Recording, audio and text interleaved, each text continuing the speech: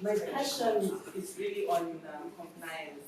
So I'm going to talk about compliance this morning. This is to do with the quality of suppliers that we are looking for. I realize that we do have inquiries from a lot of suppliers, but they tend to lack on supplier compliance.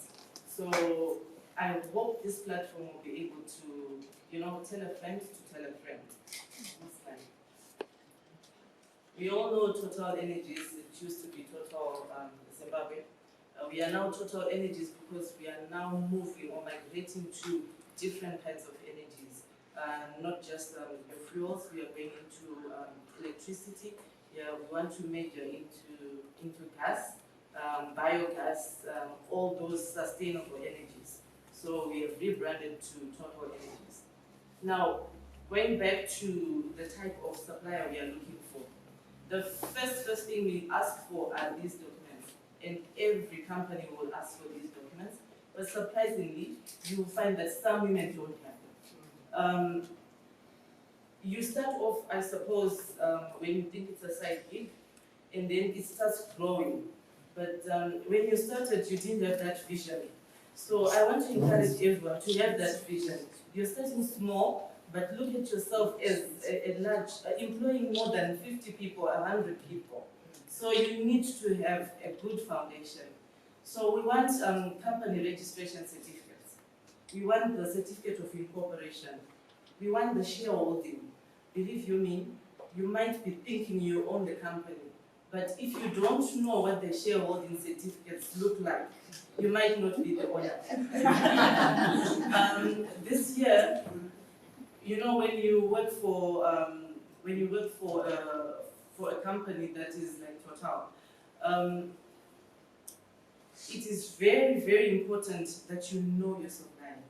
So this year and last year, we had a drive where we just wanted to know our suppliers. So we had the due diligence process that we did for everyone. Sometimes we were just doing it for high value purchases, but we did this for everyone. And here is somebody who has a company named after themselves, but when we ask for shareholding certificates, they belong to somebody else. And guess who that person was? They engaged a third party to register the company for them. So when he went to register, he put himself as the shareholder. So he doesn't own the company.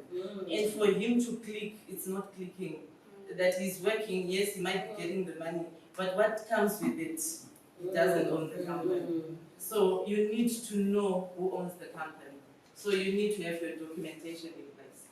The current CR14, sometimes people get shelf companies, and then it evolves. Some directors leave, but you don't update your documentation. So you need to ensure that your CR14 is also updated. CR6, CR5, VAT registration certificate. I know there's a threshold for this certification, but you're also encouraged to have it, even if you are still below the threshold. Why?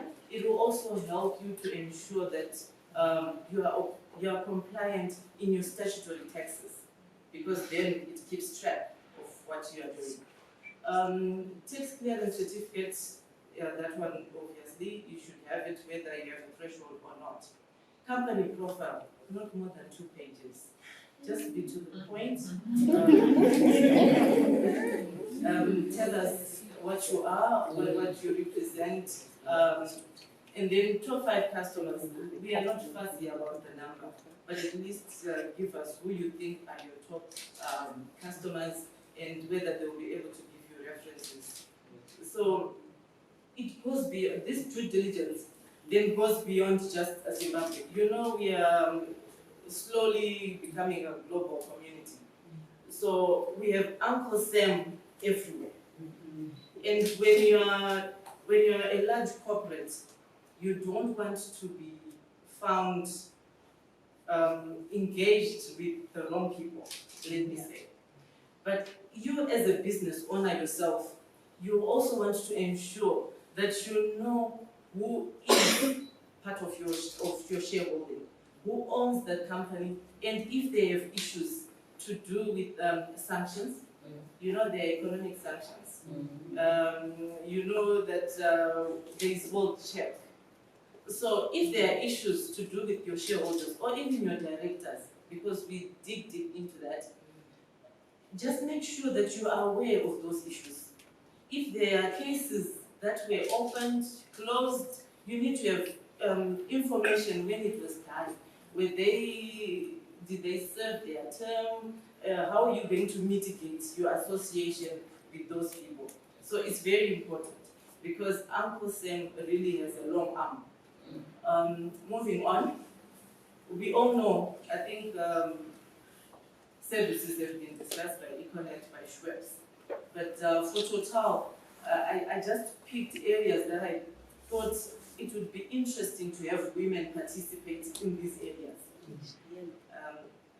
I didn't put security services. Yeah, but it's already there. We already do your design. Security lighting, yes. Yes.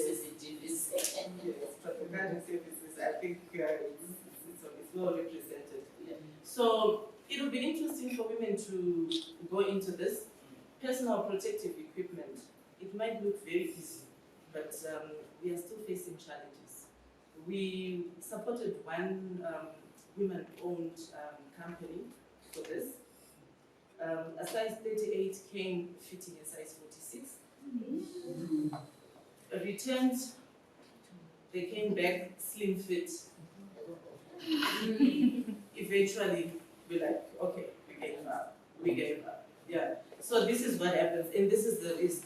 And when you work with men, it's male-dominated areas, and then they'll just say, "Oh, women organizations, they don't do this. Let's look for somebody else." Yeah.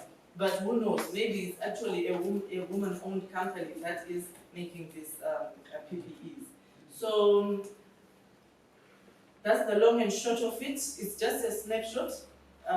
We have other highly technical areas that women could also venture into. But if we start off with these ones, I think we can then slowly grow into other areas of our requirements. You see consultancy is everywhere. It could be mechanical, it could be electrical, it could be civil, you know. So we are also looking for those. Equipment supply, we don't have a lot of that.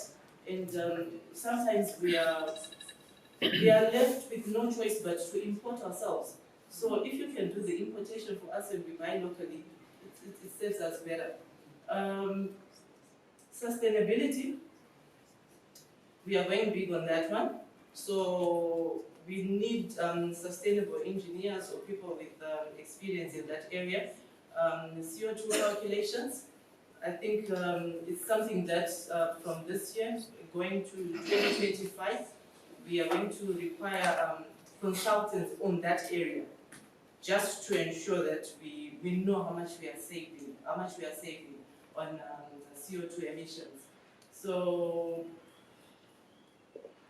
if you look at that critically, just share in your areas, share in your circles that we are looking for this.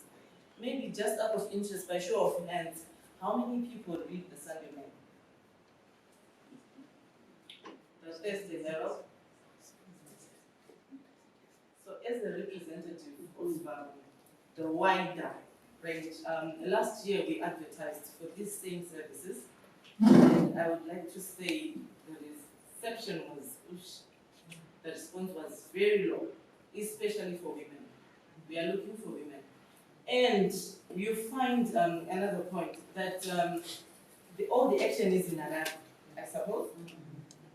But Total is not only in Harare. It's in Kariba. It's in Hawaii. It's in Veru. It's in Pembrey, Shibwe. We want representation in there. Right now, we are sending engineers. We are sending contractors from Harare to fix something in Mutare. As simple as fire extinguisher servicing. We are asking for companies that are also have offices outside Harare. When we have a good panel of contractors or suppliers, I will tell you that when you have your foot in the door, when you deal with Total, it's easy for you to go to Zua, to Engine, to Puma, to Reader. So we talk as buyers and we share. Give me your best supplier on this one, give me your best panel on this one. And as a rule, we'll never refer someone we are not comfortable with. I then talked to my colleague in Engine, and he wanted somebody for PPE. I said, look, I have this lady that I dealt with, but I can't refer it to you. And he started laughing. Is it X? I said, how do you know? He said, we also have the same experience. So this is just by word of mouth. This is how important it is. So, next slide. Next one.